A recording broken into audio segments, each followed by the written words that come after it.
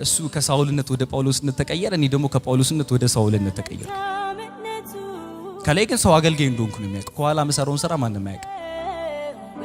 ሁሉም በቃ እኔ የደረስኩበት ሰው እንዳለ ይከፋል። ምክንያቱም ሆን ብዬ ፕላን አድርጌ ነው የምተዋወቀው። ምበለውን አላጣውም፣ ምለብሰውን አላጣውም፣ ግን ዝም ብዬ እበደራለሁ። በቃ ዘማሪ አይቀረኝ፣ ዲያቆን አይቀረኝ፣ ከሁሉም ነው የምቀበለው። ከሰው ገንዘብ መቀበል ሱስ ሆነብኝ። ማን ነው ስምህ? አቤል እባላለሁ። አቤል ከየት ከተማ መጣ? ከሸገር። ሸገር የት ሰፈር? አሸዋ ሜዳ። አሸዋ ሜዳ። እሺ ለምን ነበረ ወደ ፊት ለፊት መውጣት የፈለከው? አንደኛ ነገር እኔ ያሳደፍኩትን ነገር ለመናገርና የበደልኳቸውን ሰዎች ይቅርታ ለመጠየቅ ስለፈለኩ።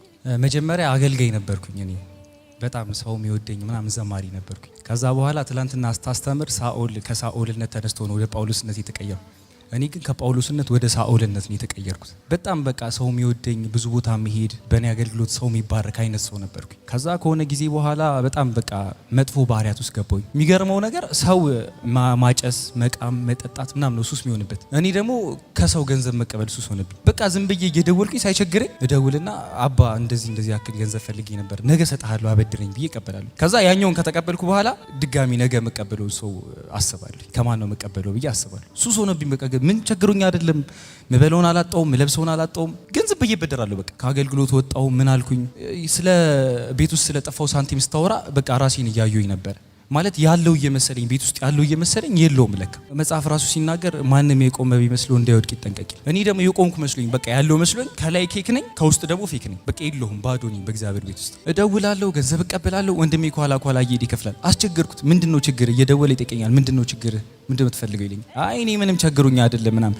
እደውልና የሆነ ሰው ጋር ቤት እኮ እንደዚህ ምንም የሚበላ ነገር የለምና ለቤተሰቦች የሆነ አስቤዛ ልግዛ ብር ስጠኝ እለዋለሁ። እምቢ እንዳይለኝ ማለት ነው። ከዛ እቀበላለሁ። ከቸርች አገልጋይ አይቀረኝ፣ ዘማሪ አይቀረኝ፣ ዲያቆን አይቀረኝ፣ ከሁሉም ነው የምቀበለው። በቃ እየደወልኩ እንደዚህ ነው እቀበላቸዋለሁ። ከዛ በኋላ በቃ አገልግሎቴም እንዳልነበረ ሆነ፣ ተበላሸ፣ ስሜም ጠፋ። ከብዙ ሰዎች እንደዚህ እያደረኩኝ እየሰረኩ ምን እያልኩ ስልክ ካገኘው መንገድ ላይ አነሳለሁ። ምንም ነገር ላገኝ፣ ቦርሳ ምናምን ላገኝ አነሳለሁ። ከላይ ግን ሰው አገልጋይ እንደሆንኩ ነው የሚያውቀው። ከኋላ መሰራውን ስራ ማንም አያውቅ። በቃ ከፊት መጀመሪያ ስም አለኝ አገልጋይ ተብያለሁ። ከኋላ መሰራውን ስራ ግን ማንም አያውቅ። በቃ እኔ እበደራለሁ፣ ወንድሜ ከኋላ እየሄደ ይከፍላል። በእኔ ምክንያት እናቴ ተሰድባለች፣ ቤተሰቦቼ ተሰድበዋሉ፣ አገልግሎቴም ተበላሸ፣ ስራዬም ተቋረጠ። የሆነ ስራ ጀምራለሁ። ዛሬ የሆነ ስራ ተቀጥሬ ይገባልኝ። ልክ 2 ሳምንት ከሰራው በኋላ ገንዘብ ተበድሮ ይወጣል። ደሞዜ ሲሰጠኝ የቀጣዩንም ደሞዝ አንድ ላይ ስጡኝ ፈልጋለሁ ልና 1 ወር የሰራውበትን ሳይሆን 2 ወር ሳልሰራ 1 ወር ሰርቼ የ2 ወር ተቀብዬ ይወጣል። እኔም እንደማረጉ አላቅም። ጓደኞች አሉኝ። በቃ አላጨስም፣ አልጠጣም፣ አልቅምም፣ ግን ዝንብ እንደሚጠፋም አላቅም። ዝም ብዬ መቀበል ነው ስራዬ። ከዛ ሶሻል ሚዲያ ላይ ሰው ተዋወቃለሁ። ሴቶችን ነው የምተዋወቀው። ከዛ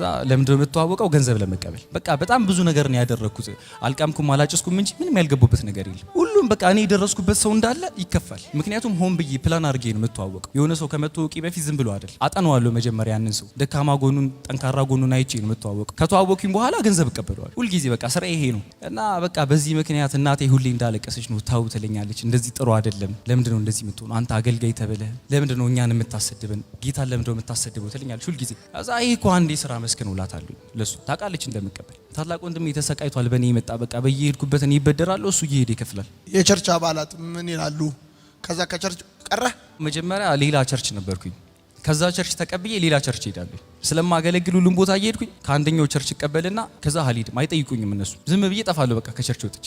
ዛሬ አግኝቼ ማለት ነው 10,000 ብርም ቢሆን ከሰው ተቀብዬ ሳልጨርሰው ነገ ከማን ነው መቀበለው ብዬ አስባለሁ። ጋር እዚህ ከመጣ በኋላ ስንማር ምን አንደርስታንድ አደረግ?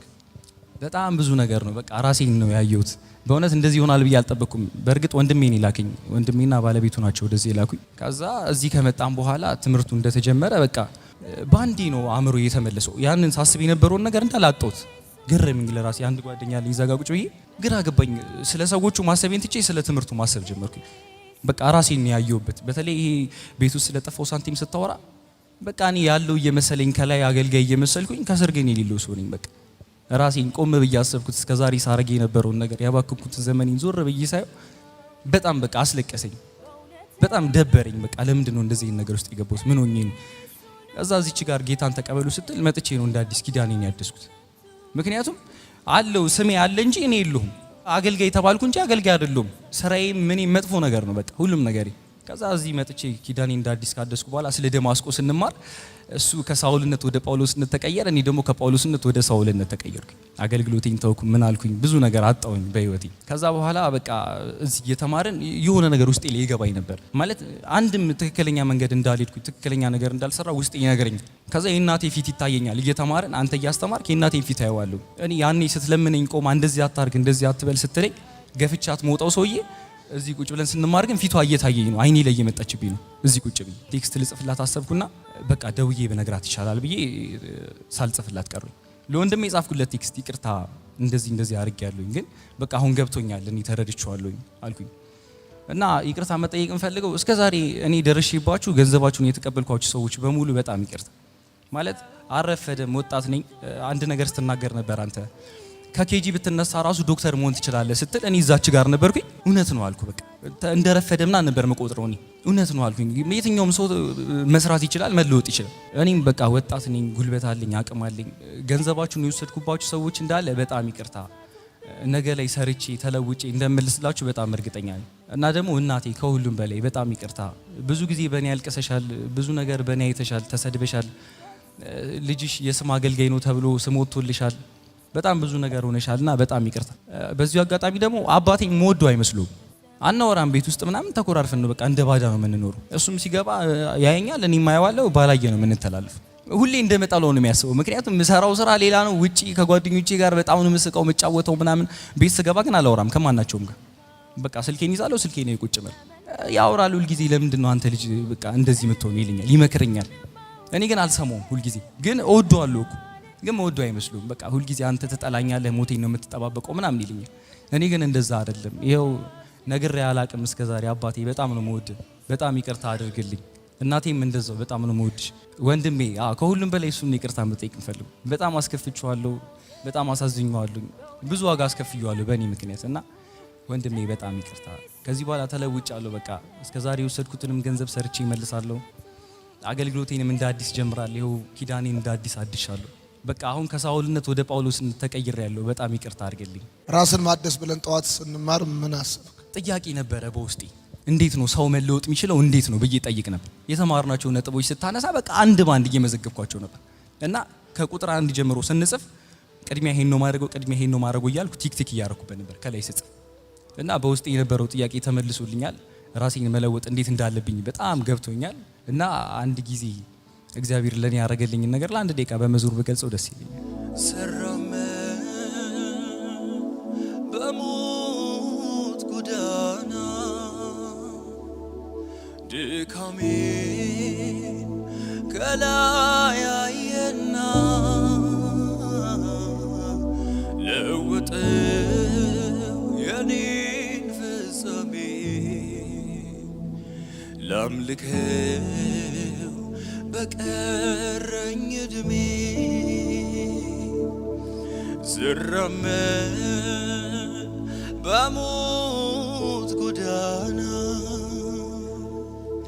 ድካሜን ከላይ አየና ለወጠው የኔን ፍጻሜ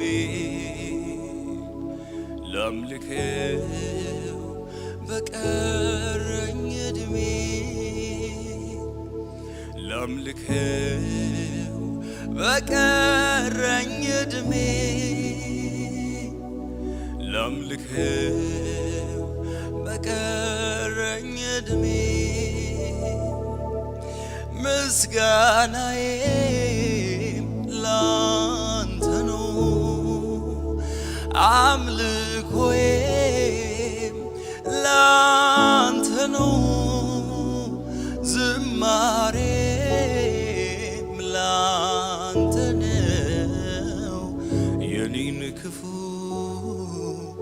ለማትወደው የኔን ክፉ ለማትወደው የኔን ክፉ ለማትወደው የሰው አብሮነት የሰው አጀብታ ድንገት ያቆማል ሲመጣ ማታ ሲገባ ወደ የቤቱ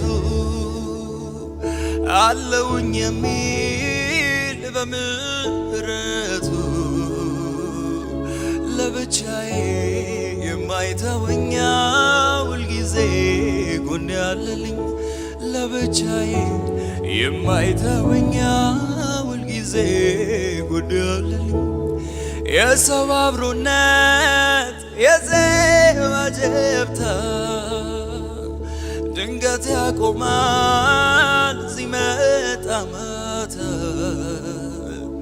ሁሉም ሲገባ ወደ የቤቱ አለውኝ የሚል በምሕረቱ ለብቻዬ የማይተወኝ ሁልጊዜ ጎኔ ያለልኝ ለብቻዬ የማይተወኝ ሁልጊዜ ጎኔ ያለልኝ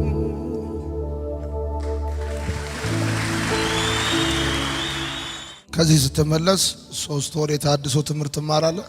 ጥቅምት ወር ላይ አዲስ አበባ አዲስ ኪዳን ካህናት ቤተክርስቲያን አገልግሎት ይሰጣል። እሱ ትማራለህ። 3 ወር ግን ትማራለህ። ሐምሌን፣ ነሐሴን፣ መስከረምን ትማራለህ። ጥቅምት ላይ ሱፍ ይገዛልሃል። ወደ አገልግሎት ትገባለህ። ቻው